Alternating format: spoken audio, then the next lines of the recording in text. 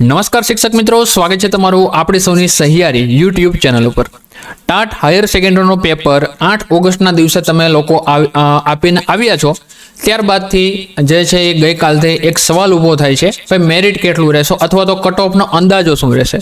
કારણ કે જે પેપર લેવાના છે, પેપર જે તમે આપ્યા છે એમાં જે રિવ્યૂ છે મિક્સ રિવ્યૂ મળી રહ્યા છે અને તેની વચ્ચે સવાલ છે કે સર કટ ઓફ કેટલું આવવું જોઈએ, હું કેટલા માર્ક મારે થાય તો હું સિક્યોર રહીશ, અને જગ્યાનું એક અંદાજ આપણે તમારા સુધી લાવ્યા છે, જે આપણે માહિતી મળી છે અંદાજિત એ પણ તમારી સાથે લાવ્યા છીએ। પાછલી પરીક્ષામાં કેટલું કટ ઓફ રહ્યું હતું અને આ પરીક્ષામાં કેટલું કટ ઓફ રહી શકે તો એના વિશે આજે આપણે વાત કરવાની છે। જો તમે ટાટ હાયર સેકન્ડરી તમે પ્રિપેરેશન કરો છો, સાથે સાથે ટેટ સેકન્ડરીના જે લોકો અત્યારે પ્રિપેરેશન કરી રહ્યા છે, ઇંગ્લિશ મીડિયમ હોય તો એવા લોકો ખાસ આ વિડીયો પૂરો જોજો, એમના માટે પણ આજે આપણે અપડેટ લાવ્યા છીએ। તો મિત્રો વાત કરવી છે કે ભાઈ ધોરણ 11 અને 12 ટાટ હાયર સેકન્ડરીની મુખ્ય પરીક્ષા આપી ચૂકેલા તમામ ઉમેદવારોનું સ્વાગત છે। મિત્રો, પરીક્ષા પૂરી થયા પછી સૌથી મોટો સવાલ એ છે કે આપણું મેરિટ કેટલું અટકશે અને કયા વિષયમાં કેટલી જગ્યાઓ ખાલી છે। પરંતુ આ બધા વચ્ચે સૌથી મોટી અને ગર્વની વાત એ છે કે આપણી ટ્રીક નોલેજ એપ્લિકેશનમાં જે મટીરિયલ વિદ્યાર્થીઓને આપવામાં આવ્યું હતું તેમાંથી એકલા પેપર 1માં જ 50થી વધુ માર્ક્સનું બેઠે બેઠું પૂછાઈ ગયું છે, જે ગયા વિડીયોમાં મેં બતાવેલું હતું। એટલે આ વિડીયોમાં જો એવું લાગશે તો એ બતાવવાનો પ્રયત્ન કરીશ। આ સાબિત કરે છે કે જો સાચી દિશામાં અને ઓથેન્ટિક કન્ટેન્ટ સાથે તૈયારી કરવામાં આવે તો સફળતા ચોક્કસ મળે જ છે। આજના આ વિડીયોમાં આપણે વિષયવાર ખાલી જગ્યાઓ અને કટ ઓફનું સંપૂર્ણ એનાલિસિસ કરવાના છીએ, તેથી વિડીયોને અંત સુધી જરૂર જોજો। મિત્રો, સૌથી પહેલા આંકડાકીય માહિતી પર નજર કરીએ તો આશરે 1,47,000 ઉમેદવારોએ પ્રિલિમ્સ પરીક્ષા આપી હતી, જેમાંથી લગભગ 51,971 ઉમેદવારો મુખ્ય પરીક્ષા માટે ક્વોલિફાય થયા છે। જો સરકારી અને ગ્રાન્ટેડ શાળાઓની વાત કરીએ તો અંદાજિત કુલ 5,237 જગ્યાઓ હાલ ખાલી છે, જેમાં ગ્રાન્ટેડ શાળાઓમાં 4,547 અને સરકારીમાં 690 જગ્યાઓ સામેલ છે। આમાં થોડું અપડાઉન હોઈ શકે છે, 20-25 જેવું, તો જે છે એ એના માટે માફ કરવા વિનંતી। જે આપણી પાસે માહિતી આવી છે તેને લઈને આ માહિતી આપણે બનાવેલી છે। આ જગ્યાઓ મુખ્ય પરીક્ષા પાસ કરનારા કુલ ઉમેદવારોના અંદાજે 10% જેટલી થાય છે। એટલે કે સ્પર્ધા ખૂબ જ સ્પષ્ટ છે। જે ઉમેદવારો મેન્સમાં સારા માર્ક લાવશે તેમની નોકરી પાકી છે, પણ કેટલા સારા માર્ક લાવવાના છે એ પણ આપણે આગળ વાત કરવાના છીએ। ચાલો હવે સૌથી મહત્વના મુદ્દા એટલે કે વિષયવાર જગ્યાઓ અને અંદાજિત કટ ઓફની ચર્ચા કરીએ। અંગ્રેજી, ગ્રાન્ટેડ અને સરકારી મળીને કુલ 900+ જેવી જગ્યાઓ છે, જે રેકોર્ડ બ્રેક કહેવાય। ગત ભરતીમાં ક્વોલિફાય થયેલા તમામ ઉમેદવારો નોકરી મળી ગઈ હતી, એટલે કે માત્ર ક્વોલિફાય થયા હોય તો તમને જે છે એ અંગ્રેજી શિક્ષક તરીકે નોકરી મળી ગઈ હતી।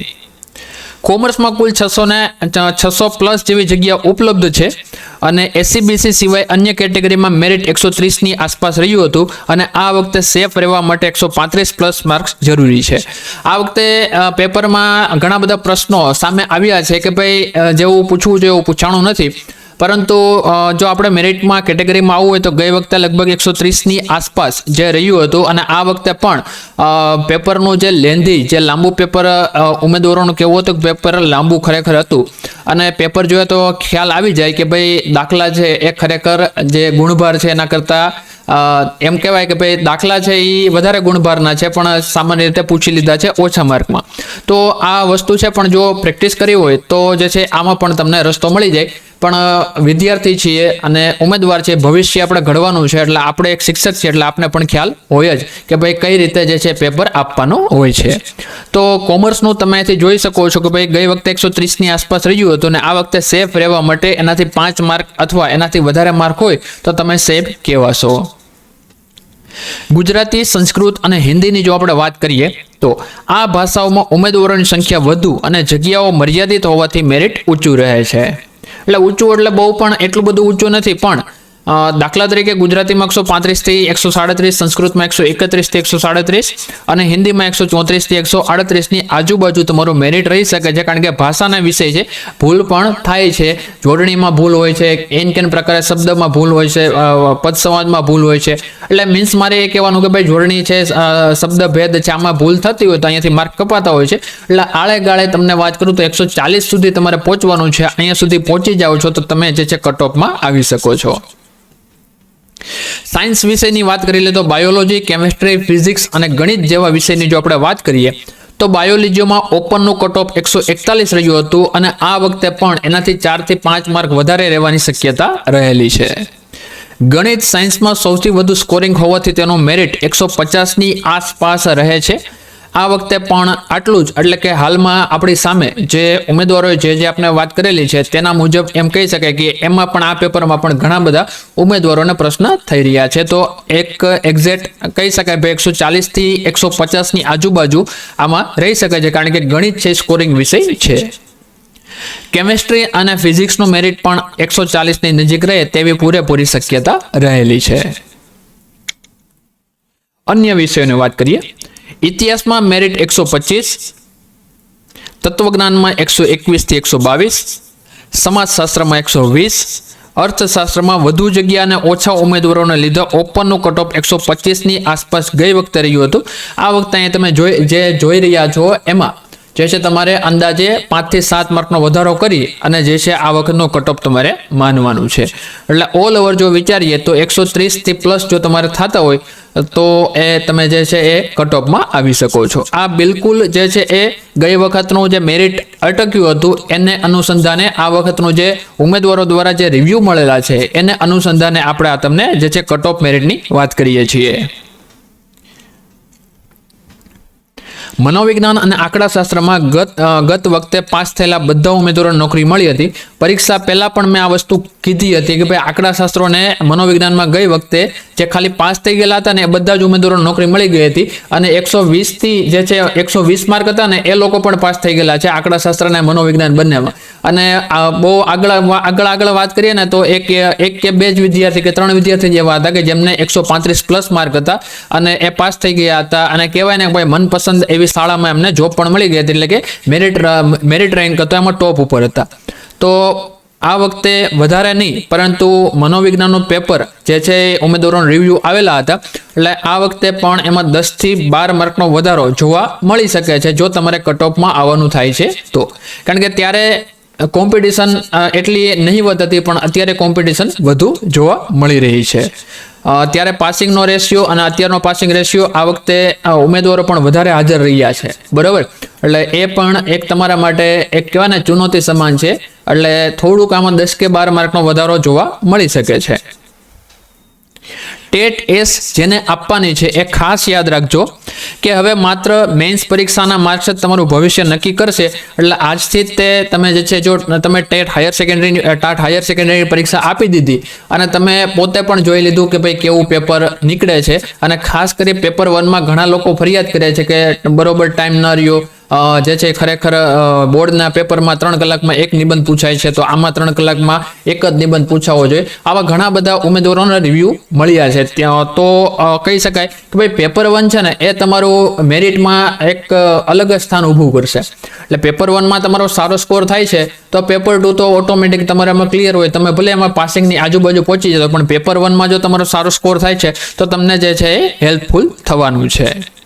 તેથી સમય બગાડ્યા વિના આયોજનપૂર્વક મહેનત કરવાનું શરૂ કરી દો.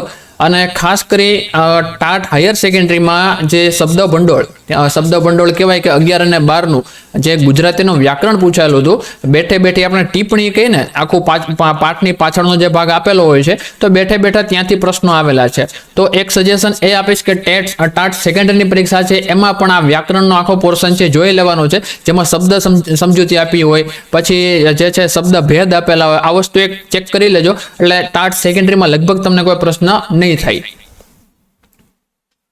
અને ખાસ કરી જે પણ લોકો કદાચ ગયા વિડીયો ન જોયું તો આ બધા પ્રશ્નો આપણા પૂછાઈ ગયેલા છે. એઆઈ વાળો પ્રશ્ન છે, વિકસિત ભારત છે અને હજી ટાટ સેકન્ડરી માટે આ તમે આ જોઈ શકો છો. આમાંથી કદાચ પ્રશ્નો તમારા ટાટ સેકન્ડરીમાં ગુજરાતી પેપર 1માં હોઈ શકે છે. આપણું લગભગ 50 માર્ક્સ સુધીનું આપણું પૂછાયું છે ટાટ હાયર સેકન્ડરીના પ્રથમ નંબરનું જે પેપર છે એની અંદર. અને એમાં સાથે અહીં તમને પ્રશ્ન પણ બતાવી દઉં. આ પ્રશ્ન પણ પૂછાઈ ગયા છે ઓનલાઈન ગેમિંગ વાળા. ઓનલાઈન ગેમિંગના આપણે અલગ અલગ 4 ચર્ચાપત્ર આપેલા હતા, તેમાંથી અહીંથી પ્રશ્ન પૂછાયેલા છે. હવે પગ મણમણના થઈ જવા ખાલી ડેમો આપેલો છે. 205 વાળો મટીરિયલ છે. 8 થી 12નું શબ્દ ભંડોળ PDF નંબર 1.42 ચેક કરી લેવાની છૂટ છે. ત્યાં તમને આ બેઠો પ્રશ્ન મળી જશે પગ મણમણના થઈ જવા. બાકી તમે આ જોવો છો, બાકી આ બધી જ વસ્તુ 205 વાળો કોમ્બો PDF છે એની અંદર તમને આ બધી જ વસ્તુ મળી જશે. બાકી તમે ડાયરેક્ટ જો તમારી પાસે 9 અને 10 નું જો તમારી પાસે ગુજરાતી વ્યાકરણ મળી શકતું હોય, કોઈ પાસેથી પાઠ મળી શકતા હોય તો ડાયરેક્ટ તમે એ પણ વાંચી શકો છો. બાકી કાંઈ મહેનત ન કરવી હોય અને ડાયરેક્ટ તમારે અહીંયા વાંચવું હોય તો તમને એ પણ તમને મળી જશે. તો આ અત્યારે આપણી બુક છે. ખાસ કરી જે લોકો મેં શરૂઆતમાં વાત કરી હતી કે ઇંગ્લિશ મીડિયમના લોકો માટે, તો ઇંગ્લિશ મીડિયમના લોકો જે ટાટ હાયર સેકન્ડરી માટે તૈયારી કરી રહ્યા છે એ લોકોને ખાસ વાત કરી દઉં કે તો ભાઈ આ જે પરીક્ષા છે એ પૂરી થઈ ગઈ છે, એટલે હવે નવી અપડેટ જે છે એ ટાટ સેકન્ડરી પરીક્ષા પૂરી થાય ત્યાં સુધીમાં અથવા તો એના પહેલાના 10 દિવસની આજુબાજુ ટાટ હાયર સેકન્ડરી માટે જે પરીક્ષાની તારીખ છે એ ક્યારે આવશે અથવા પરીક્ષા ક્યારે લેવાઈ શકે છે એની અપડેટ આવવામાં છે. તો જે પણ લોકો હાયર સેકન્ડરીની તૈયારી કરી રહ્યા છે એ લોકો માટે સોશિયોલોજી છે, ત્યારબાદ કોમર્સ છે, એનો પણ છેલ્લો હથોડો લાસ્ટ એમઆર આવી ચૂક્યો છે.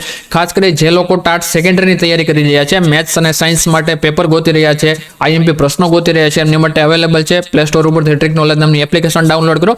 બાકી નંબર આપેલો છે એના ઉપર મેસેજ કરશો તો પણ તમને ત્યાંથી માહિતી મળી જશે. બાકી જે પણ લોકો સામાજિક વિજ્ઞાન ગુજરાતીમાં તૈયારી કરે છે એ લોકો માટે ગુજરાતીમાં પણ અવેલેબલ છે. કોમ્બો જોતો કોમ્બો પણ મળી જશે. અને કોમર્સની તૈયારી જે પણ લોકો હજી કરતા હોય ઇંગ્લિશ મીડિયમ માટે એમને સોલ્યુશન સાથે જોતો હોય સોલ્યુશન સાથે મળી જશે. અને લાસ્ટ ટાઈમર જે IMP પ્રશ્નો છે જેમાં કન્ટેન્ટ અને પેડાગોજી એટલે કે આપણે જે પદ્ધતિશાસ્ત્ર કહીએ છીએ એ તમને પદ્ધતિશાસ્ત્રના પ્રશ્નો સોલ્યુશન સાથે મળી જવાના છે. એટલે જે પણ લોકોને જોડાવવું હોય એ નંબર આપેલો છે તો ડાયરેક્ટ પ્લે સ્ટોરમાંથી ટ્રિક નોલેજ નામની એપ્લિકેશન ડાઉનલોડ કરી શકે છે. અને ગુજરાતી જે ટાટ સેકન્ડરી માટે છે ગુજરાતી, તો એના પણ પેપર ટોટલ 11 પેપર છે અને 200 IMP પ્રશ્નો અહીંયાથી પણ તમને મળી જાય છે. બાકી જે આપણું પેપર 1માં પૂછાયેલું છે આ 205 વાળો કોમ્બો જોવો છો એમાંથી મળી જશે. જે પણ લોકો ઇંગ્લિશ મીડિયમની તૈયારી કરવા માંગે છે એમના માટે બ્રહ્માસ્ત્ર આપી દીધું છે. ટાટ સેકન્ડરી અને ટાટ હાયર સેકન્ડરી બંને માટે તમને ઉપયોગી રહેશે. આની સાથે સાથે ઇંગ્લિશ ગ્રામર છે એનો જે ઇંગ્લિશ ગ્રામર છે ને ટેસ્ટ સિરીઝ તમને ફ્રીમાં અવેલેબલ કરાવી દીધી છે, એટલે તમે રેગ્યુલર આપી શકો છો. બાકી વિશેષ તમે જે એપ્લિકેશન ઓપન કરશો એટલે તમને વિશેષ ત્યાંથી માહિતી મળી જશે. બાકી જે પણ લોકો ટેટ 1 અને 2 ની તૈયારી કરવા માંગે છે એ લોકો માટે ટેસ્ટ સિરીઝ પણ અહીંયાથી આવી ચૂકી છે, તો આમાં પણ તમે જોડાઈ શકો છો. અને ખાસ જે લોકોને પ્રોફેસર બનવું છે એ લોકો માટે GSETની સંપૂર્ણ તૈયારી આખું પુસ્તક PDF સ્વરૂપે આપેલું છે. આ PDF તમારે ડાઉનલોડ કરવાની છૂટ છે. બાકી ઈ બુક વાંચવું હોય તો ઈ બુક તમને એપ્લિકેશન ઉપર તમે વાંચી શકશો માત્ર 105 રૂપિયામાં. અને જૂના પેપર્સ છે એ પણ આવી ચૂક્યા છે. જૂના પેપર્સ જેમને મેળવવા હોય એ પણ જે છે મેળવી શકે છે, ડાઉનલોડ કરી પ્રિન્ટ પણ કરાવી શકે છે. બાકી આ માહિતી હતી. બાકી તમારા કંઈ પ્રશ્ન હોય તો ખાસ કરી કમેન્ટ કરજો. અહીંયા સુધી વિડીયો જોયો હોય તો ખાસ કરી કમેન્ટ કરજો કે ભાઈ તમે જે પેપર આપેલા છે એમાં કેટલા માર્ક થાય છે એ ખાસ કરી કમેન્ટ કરવાનું રાખજો. અને બીજા તમારી સાથે શું તમને પ્રોબ્લેમ, શું તમને સમસ્યા આવી છે અથવા તો કયા પેપરમાં તમને કયો પ્રોબ્લેમ થયો છે. ઘણા લોકોને એવું કહેવું હતું કે ભાઈ સર કોમર્સમાં જે છે ખરેખર પૂછવું જોતું તો એવું પૂછ્યું નથી. આવી રીતે ઘણા બધા પ્રશ્ન છે. મેથ્સમાં પણ કોઈને પ્રોબ્લેમ હતો તો આ તો મેં તમને એક અંદાજો આપ્યો. આવા તમારા પણ ઘણા બધા પ્રશ્નો હોઈ શકે છે, તો ખાસ કરી કમેન્ટ કરવાનું રાખજો. મળીએ છીએ કોઈ નવા વિડીયોમાં. જય હિન્દ, જય ભારત, વંદે માતરમ. વિડીયો પસંદ આવ્યો તો લાઈક કરી શેર કરવાનું રાખજો. અને અંદાજિત આ આપણે માહિતી આપેલી છે એટલે ખાસ કરી તમારા કોઈ મિત્ર હોય તો એમની સાથે પણ આ વિડીયો શેર કરવાનું રાખજો. મળીએ છીએ કોઈ નવા વિડીયોમાં. જય હિન્દ, જય ભારત, વંદે માતરમ.